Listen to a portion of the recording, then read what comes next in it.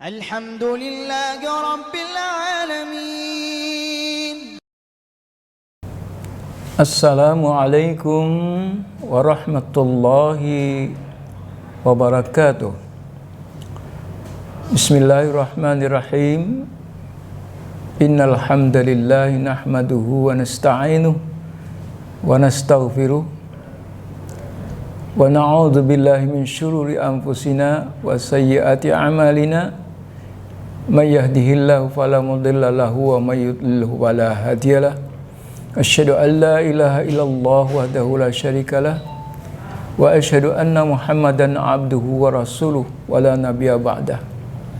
Allahumma shalli wa sallim wa barik ala Muhammad wa ala alihi wa ashabihi ajma'in.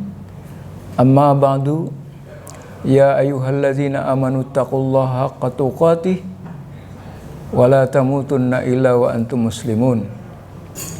Ya ayyuhalladzina amanu taqullaha wa qulu qawlan syadida yuslih lakum a'malakum wa yaghfir lakum dzunubakum wa may yuti'illaha wa rasulahu faqad faza fawzan 'azima.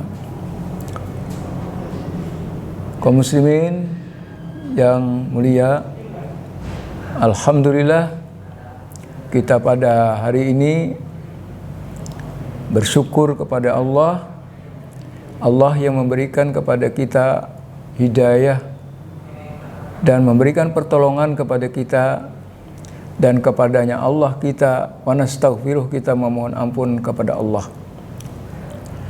Hadirin sekalian, kaum muslimin sekalian, saya pada hari ini dalam bulan suci Ramadan, kita menghubungkan bulan suci Ramadan ini dengan ibadah seperti sholat, yang mana ibadah sholat diwajibkan langsung Rasulullah sendiri menjemputnya kepada Allah Subhanahu wa Ta'ala, yang dikenal dengan peristiwa Isra Mi'raj. Dan sholat itu sendiri adalah merupakan tiang agama. As-salatu imaduddin. Sholat itu adalah tiang agama, kata Rasulullah. Fa'in aqamaha faqad aqamaddin. Siapa yang mendirikan sholat, mendirikan agama. Siapa fa'in tarakaha faqad hadamatin. Siapa yang meninggalkannya, tarakaha itu meninggalkan, maka dia dengan sendirinya merobohkan agama. Tiang-tiang daripada sholat ini merupakan rukun Islam yang kedua, yang sebelum Ramadan diperintahkan oleh Allah. Kemudian beberapa tahun kemudian, setelah Rasulullah Sallallahu Alaihi Wasallam dalam risalah Islamiyah memperjuangkan tauhidullah, memperjuangkan dua kalimat syahadat, kemudian turun sholat, perintah sholat, memperjuangkan perintah sholat, dan pada ketika itu masih dalam situasi beliau berada di Makkatul Mukarramah. Beliau memimpin sholat. Beliau, Rasulullah, mendakwakan Islam, mendakwakan tauhid. Kemudian pada tahun kedua setelah hijrah Rasulullah SAW, lalu perintah puasa Ramadan yang berbunyi, ya ayyuhalladzina amanu kutiba alaikumussyam kama kutiba alal ladzina min qablikum la'allakum tattaqun. Kata Allah, wahai orang-orang yang beriman. Artinya kita orang-orang yang beriman kepada Allah dan hari akhirat. Allah memerintahkan kutiba alaikumussyam, diwajibkan kepada kamu berpuasa, kama kutiba alal ladzina min qablikum, sebagaimana telah diwajibkan, sudah diwajibkan kepada orang-orang sebelum kamu. Yang ujung ayat itu adalah la'allakum tattaqun. La'alla itu mudah-mudahan atau tujuannya harus dicapai adalah bertakwa kepada Allah Subhanahu wa taala. Maka kaitannya hubungan sholat sebagai rukun Islam yang kedua, sebagai tiang agama, maka puasa Ramadan adalah merupakan perisai dan merupakan memerdekakan jiwa kita daripada sifat kikir, bakhil, memerdekakan jiwa kita daripada kita diperdayakan hawa nafsu, dijajah oleh hawa nafsu. Sedangkan sholat ini adalah memerdekakan jiwa kita daripada perbudakan kepada berhala. Maka apabila kita memahami dari tiang-tiang Islam, rukun Islam, yang pertama syahadat, yang kedua sholat, yang ketiga zakat, yang keempat puasa, atau boleh juga ada orang menyebutkan yang ketiga puasa, tertukar nggak apalah, tapi lalu yang kelima haji, yang kesemuanya ini adalah merupakan tiang-tiang yang memerdekakan jiwa kita sebagai kaum muslimin. Mengapa dikatakan memerdekakan jiwa kita? Karena bukan Belanda lagi yang menjajah, tetapi penjajahan terhadap diri kita, terhadap jiwa kita, maka harus dimerdekakan.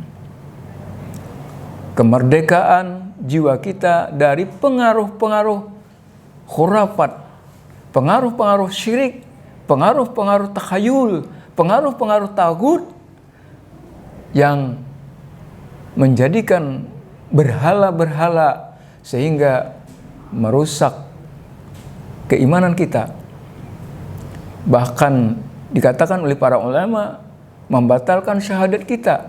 Maka syahadat ini adalah rukun yang amat penting yang memerdekakan kita daripada penjajah-penjajah yang sesembahan-sesembahan selain Allah. Kemudian sholat adalah memerdekakan kita dari sifat-sifat kita yang senantiasa lupa kepada Allah. Makanya dikatakan inna sholati wa nusuki wa mahyaya wa mamati lillahi rabbil alamin. Salatku, ibadahku, segalanya kuserahkan untuk Allah sarwa alam.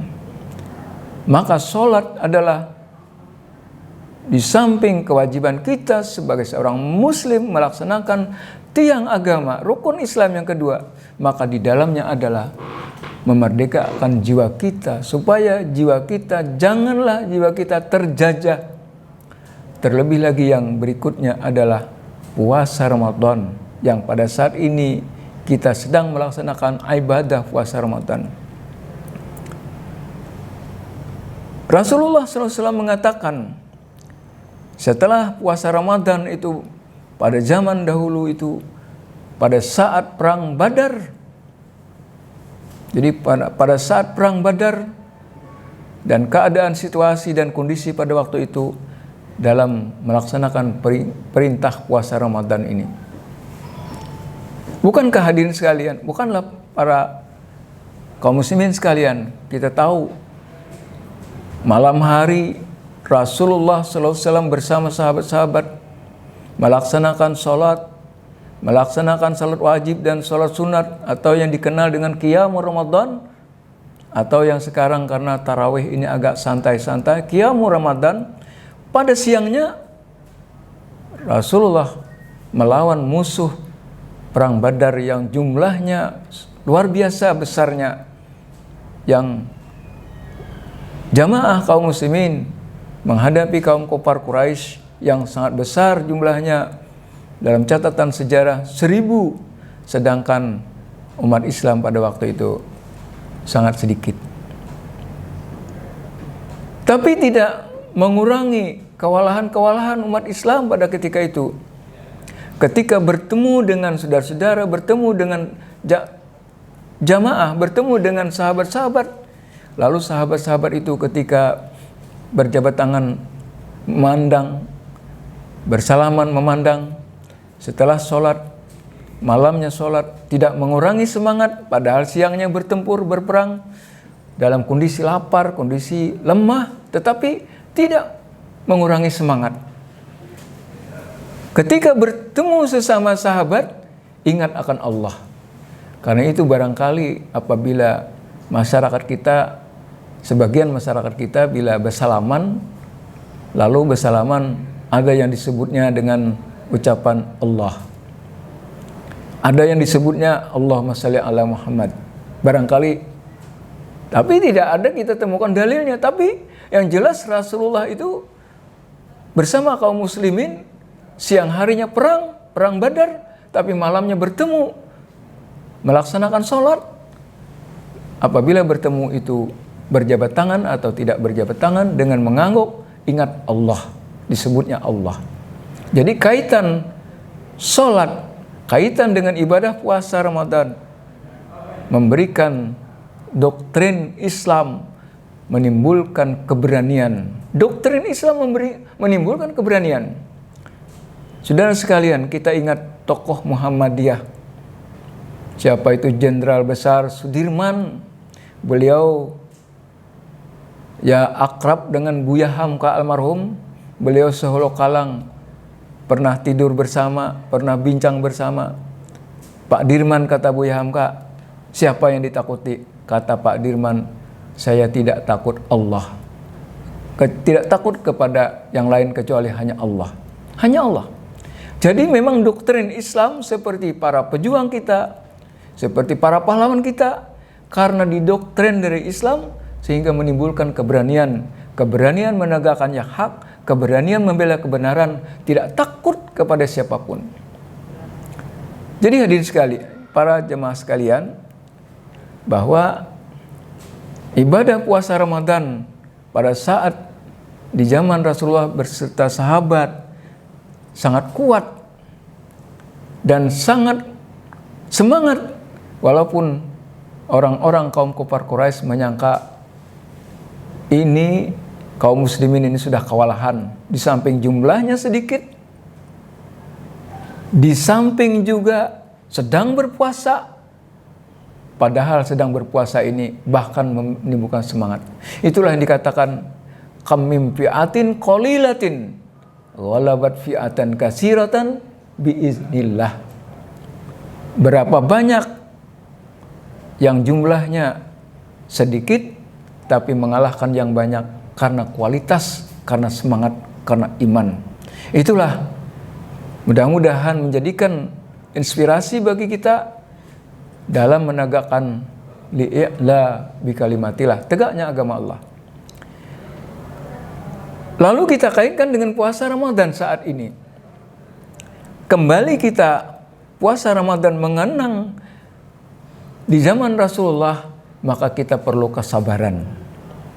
Terlebih saat ini kita menghadapi yang mencekam situasi kita, bahkan bukan suatu negara saja, bahkan mendunia. Yang mencekam adalah kita, bagaimana kita menghadapi mewabahnya virus corona atau COVID-19 ini. Maka diperlukan orang-orang yang berpuasa pada saat ini, diperlukan kesabaran. Jadi boleh dikatakan bulan puasa ini atau Ramadan ini adalah bulan kesabaran. Bahkan juga dikatakan bulan Ramadan ini, karena kita menghadapi musibah-musibah ini, kita jadikan bulan bertaubat, bulan beristighfar. Maka di dalam kita menghadapi apa segala yang kita hadapi, kesulitan-kesulitan hidup kita, menghadapi bencana-bencana ini, maka pimpinan pusat Muhammadiyah di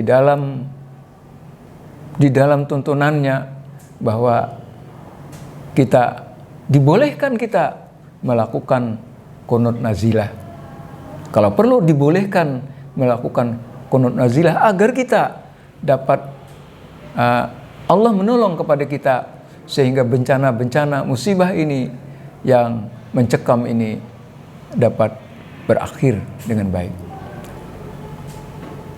Saya melihat kalau kunut itu kalimat yang lazim, biasanya walaupun kita jarang melazimkan karena persoalan-persoalan kriteria hadis, sehingga kita tidak pakai kunut, tapi artinya indah. Misalnya, tapi kunut nazilah ini kita lakukan semua salat maktubah. Artinya apa? Salat maktubah itu salat yang wajib. Subuh, zuhur, asar, maghrib, isya. Dilakukan dengan kunut pada ketika i'tidal sami Allahu liman hamidah yang terakhir. Banyak kalimat-kalimat kunut ini dari Rasulullah. Tetapi kita paling tidak yang masyhur, dan saya melihat itu kalimatnya indah sekali. Allahumma hdina atau Allahumma hdini fiman hadait. Ya Allah, berilah aku ini petunjuk sebagaimana orang-orang terdahulu diberi petunjuk. Allahumma hdini fiman hadait atau Allahumma hdina fiman hadait. Hanya penambahan na itu kami bersama-sama jamaah. Allahumma hdina fiman hadait wa afina fiman afait. Ya Allah, sehatkanlah kami ini, sehatkanlah badan kami, jasad kami ini, kami bersama jamaah ini. Wa afina fiman afait, sebagaimana orang-orang terdahulu, ya Allah, mereka mendapat kesehatan yang prima. Wa tawallana fiman tawallait wa barik lana fima aqtait. Kemudian di situ waqtina birahmatika syarra ma qadait. Ya Allah, tolonglah kami, lindungilah kami. Karena Allah itu Al-Muhaimin, Maha melindungi. Di dalam Asmaul Husna itu Al-Muhaimin, Allah Maha melindungi. Kita serahkan kepada Allah. Wa afina fiman hadait. Ya Allah, lindungilah kami, peliharalah kami ya Allah daripada bencana atau keburukan yang kami hadapi, termasuk musibah COVID-19 ini. Jadi makna-makna daripada kunut itu adalah sangat indah sekali, sehingga PP Muhammadiyah Majelis Tarjih memberikan kepada dalam hukum yang 5 itu wajib, tahrim, haram, sunat, mubah atau ibahah, dan makruhah. Jadi di situ kategori ibahah. Jadi ibahah itu boleh dilakukan, boleh tidak, tapi tergantung imamnya. Kalau di masjid-masjid kita bulan Ramadan ini melakukan kunut nazilah di sholat maktubah, bukan sholat sunat. Jadi melakukan kunut nazilah yang artinya sangat indah. Waqina birahmatika syarra ma qadait. Jadi di samping itu mungkin kita berdoa kepada Allah, berlindung kepada Allah, di luar daripada kunut juga doa-doa yang baik. Paling tidak kemarin itu waktu kami sholat di masjid, ada tanya, Ustadz, apa nih yang lama berdiri ini? Oh, ini ada yang bilang ini kita kunut nazilah. Apa bacaannya? Ya, kalau belum mengerti, Rabbana atina fid dunya hasanah. Karena bulan Ramadan ini juga bulan yang harus banyak dianjurkan kita berdoa kepada Allah. Rabbana atina fid dunya hasanah. Ya Tuhan kami, limpahkanlah kepada kami kebaikan di dunia, kesejahteraan di dunia. Wa fil akhirati hasanah, dan di akhirat juga hasanah dengan baik. Wa qina azabannar, dilepaskanlah kami daripada azab neraka. Di dalam ayat Siyam itu ada, sebelum penghujung ayat itu Allah mengatakan, wa idza sa'alaka ibadi anni fa inni qarib. Apabila hamba menanyakan tentang aku, maka nyatakan aku adalah dekat. Ujibu da'watad da'i idza da'an. Aku akan mengabulkan doa kepada orang yang berdoa. Ujibu da'watad da'i idza da'an. Falyastajibu li wal yu'minu bi la'allahum yarshudun. Jadi itu doa yang menyatakan kita dekat dengan Allah, tidak ada sekat dengan Allah. Doa itu tidak ketinggalan di dalam ayatus Siyam atau Al-Quran yang membahas dengan perintah puasa yang penghujungnya adalah dianjurkan kita banyak berdoa kepada Allah. Ud'uni astajib lakum. Bermohonlah kepada Allah, bisa dikabulkan oleh Allah. Terlebih lagi para ulama mengatakan bahwa saat doa-doa yang dikabulkan adalah doa yang diijabah ketika pada hari Jumat, ketika sedang berpuasa, ketika dizalimi, ketika antara azan dan qamat, ketika pada sepertiga malam, doa-doa yang diijabah. Oleh karenanya kita menghadapi situasi dan kondisi yang mencekam ini, kita banyak-banyak beristighfar, astagfirullah, astagfirullah wa atubu ilaih. Kemudian kita banyak-banyak bersedekah. Kemudian kita juga memohon ampun kepada Allah. Kalau kita baca di dalam Al-Quran surah Al-Anfal ayat 30 itu dapat kita baca di situ, Allah selama kita beristighfar, Allah tidak akan menghukum selama kita beristighfar kepada Allah. Mudah-mudahan kita memperbanyak istighfar, kita memperbanyak sedekah, memperbanyak infak sesuai kemampuan. Kemudian kita berpuasa dengan dekat kepada Allah, maka kita dengan Allah dekat, tidak ada sekat. Makanya kita di dalam sholat, kaitannya dengan sholat itu, iyyaka na'budu wa iyyaka nasta'in. Hanya kepada Engkau ya Allah kami menyembah, dan hanya kepada Engkau ya Allah kami memohon pinta. Jadi kita ini dekat dengan Allah. Ada orang mengatakan asa jauh juga dengan Allah ini, sehingga merasa jauh dengan Allah, lalu akan terjadi kebingungan, lalu terjadi usaha-usaha memaksimalkan dengan hal yang diantarakan kepada orang lain. Padahal Allah mengatakan, aku dekat. Jadi kalau kita menganggap Allah itu agak terlalu jauh, seperti kita bertemu dengan PW Muhammadiyah, atau bertemu pada saat ini di kantor PW Muhammadiyah Kalimantan Tengah, ada protokolnya, lapor dulu dengan piketnya, atau bertemu dengan Pak Gubernur. Lalu kita hal seperti ini adalah cara kita ini berbeda dengan memohon kepada Allah. Allah samad, lam yalid wa lam yulad wa lam yakul lahu kufuwan ahad. Allah itu tidak sebanding dengan kita umpamakan dengan manusia. Kita dekat dengan Allah. Seperti misalnya orang-orang yang menganggap dekat dengan Allah seperti kita berdoa, seperti kita sholat, kita berhadapan dengan Allah. Tetapi kalau ada orang-orang yang menganggap jauh dengan Allah, ini sama saja dengan orang-orang yang bertetangga. Di tetangganya satu RT, di kiri rumahnya si A, di sebelah kanannya si B, keluarganya berapa, dia tidak kenal. Siapa tetangganya ini? Orangnya siapa? Berapa jumlahnya? Tidak kenal dia. Inilah jauhlah dengan tetangga, padahal dekat. Begitulah filosofnya dengan Allah.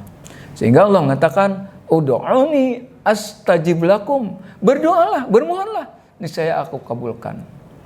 Dikabulkan oleh Allah, semua doa kita dikabulkan oleh Allah. Ada yang dikabulkan itu nanti mendapat pahala ganjaran, ada yang dikabulkan oleh Allah Subhanahu wa taala itu dengan bentuk lain. Allah sangat mengetahui kemampuan kita. Maka ibadah puasa Ramadan ini mestinya harus menggembirakan. Walaupun kita dalam kondisi seperti ini, tapi Allah mengatakan wala nabluwannakum bisyai'in minal khawf wal ju' wa naqsim minal amwal wal anfusi was samarat. Sesungguhnya bahwa Allah menguji kepada kita, diuji sedikit ketakutan, diuji sedikit kelaparan, diuji kehabisan makanan, kekeringan, maka Allah menguji. Lalu kita katakan inna lillahi wa inna ilaihi raji'un. Maka kita sudah jelas bahwa ahasiban nasi ayyusraku ayyaqulu amana wa hum la yuftanun. Kata Allah, apakah manusia itu mengira bahwa kami ini sudah beriman, kami diuji lagi, padahal kami sudah beriman. Tapi justru karena beriman itu diuji oleh Allah. Dan kita bertekad bulan Ramadan ini adalah bulan yang penuh berkah, bulan yang penuh rahmat, bulan yang harus kita isi dengan doa dan munajat, dan bulan adalah bulan kesabaran serta bulan taubat kepada Allah atas segala musibah ini. Karena kata Allah, setiap musibah itu di dalam firman Allah ini adalah dan diakibatkan daripada perbuatannya sendiri. Saya kira ini yang dapat kami sampaikan, sekadar pengisian ini. Mohon maaf atas kesalahan dan kekurangannya. Mohon maaf. Usikum wa nafsi bitaqwallah. Assalamualaikum warahmatullahi wabarakatuh.